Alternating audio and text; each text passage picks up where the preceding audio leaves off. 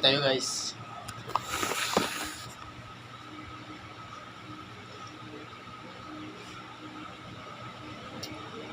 Antok eh. Antok. Lagi tayo puyat. Okay lang.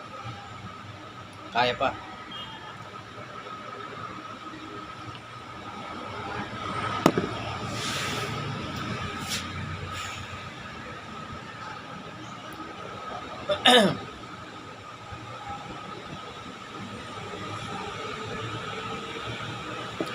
Kahit antok, pagod, pero masaya naman ako guys. Kasi may prinsesa na ako eh.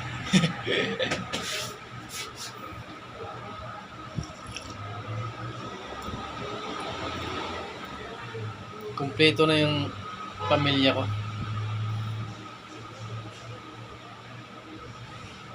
Kumpleto na kami. Bunso pa yung babae.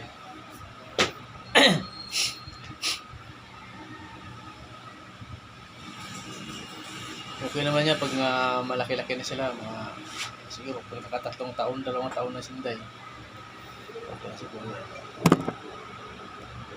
So yan, siyempre puyat-puyat tayo.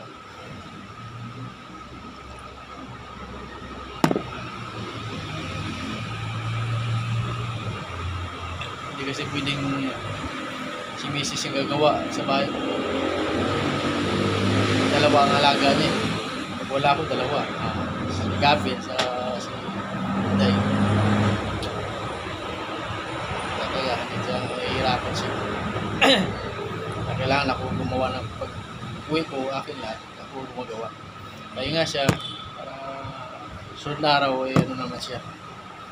Medyo may energy siya para sa pag-alaga sa dalawa. Kasi magluluto siya, padidi siya, pagluluto. Mahirap yun para sa kanya. Walang ko naman kayang-kaya. Yun nga lang, siyempre. Hindi natin pwedeng i-asa sa kanya lahat. Kawawa naman siya. Mahalal natin yung asawa natin kasi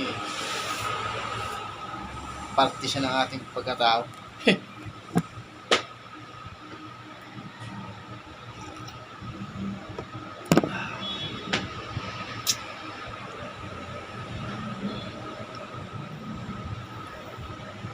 Masarap pa yung umuwi ng may kakalungin kang agad na baby. Wala ng pagod. Thank you guys for watching. Good morning. Kape tayo.